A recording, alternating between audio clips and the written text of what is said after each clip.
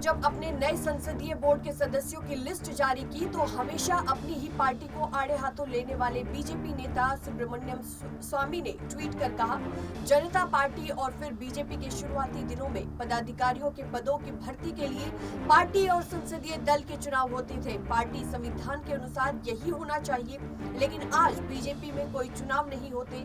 हर नामांकित पद के लिए मोदी की मंजूरी की जरूरत होती है। एनसीपी के प्रवक्ता कलाई क्रास्टो ने भी बीजेपी पर तंज कसते हुए कहा कि नितिन गडकरी को बीजेपी के संसदीय बोर्ड में शामिल नहीं करना ये दर्शाता है कि एक राजनेता के रूप में उनका कद काफी बढ़ गया है। जब आपकी योग्यता और क्षमताएं बढ़ती है और आप उच्च पद के लिए चुनौती पेश करते हैं तो बीजेपी आपके कद को छोटा कर देती है।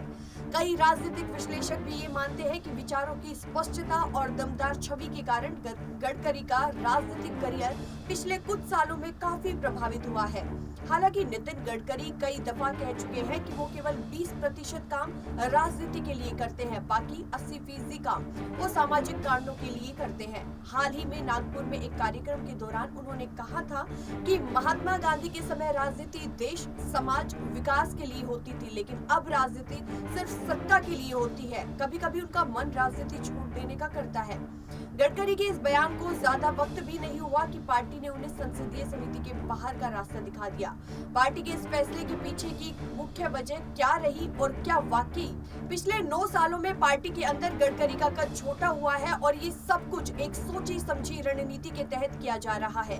साल 2022 की ये हालिया घटना यानी संसदीय बोर्ड में गडकरी को शामिल नहीं किया जाना कोई नई बात नहीं है। साल 2014 में जब मोदी कैबिनेट का गठन हो रहा था तो ये बात जोरों शोरों से चल रही थी कि नितिन गडकरी को देश के पूरे इंफ्रास्ट्रक्चर की कमान दी जाएगी, लेकिन जब पोर्टफोलियो तय हुए तो गडकरी को केवल सड़क परिवहन, हाईवे और जहाजरानी मंत्रालय की जिम्मेदारी दी गई थी।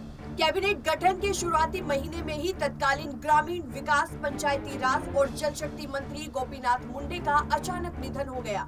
मुंडे के निधन के बाद ही उनके सभी विभाग गडकरी को मिले, लेकिन कुछ ही समय के बाद ही वापस भी ले लिए गए। 2017 में तत्कालीन केंद्रीय मंत्री उमा भारती जो विभाग जल संसाधन, नदी विकास और गंगा मंत्रालय संभाल रही थी, उस विभाग की जिम्मेदारी गडकरी को दी गई। पर 2019 के बाद नितिन गडकरी के पास केवल 2 विभाग बचे, सड़क परिवहन और सूक्ष्म, लघु और मध्यम उद्यम मंत्रालय। 1-1.5 साल के भीतर ही उनसे एमएसएमई विभाग भी वापस ले लिया गया। नितिन गडकरी को पहले बड़ी जिम्मेदारियां दी गई और फिर उसे वापस भी ले लिया गया, जबकि उन्हें जिस भी विभाग में काम करने का मौका मिला है वहां उन्होंने सराहनीय काम करके दिखाया है। शानदार काम करने के बावजूद पार्टी से गडकरी को क्यों साइडलाइन किया जा रहा है, इसके जवाब में प्रधानमंत्री मोदी के साथ उनके रिश्तों की ओर इशारा करता है।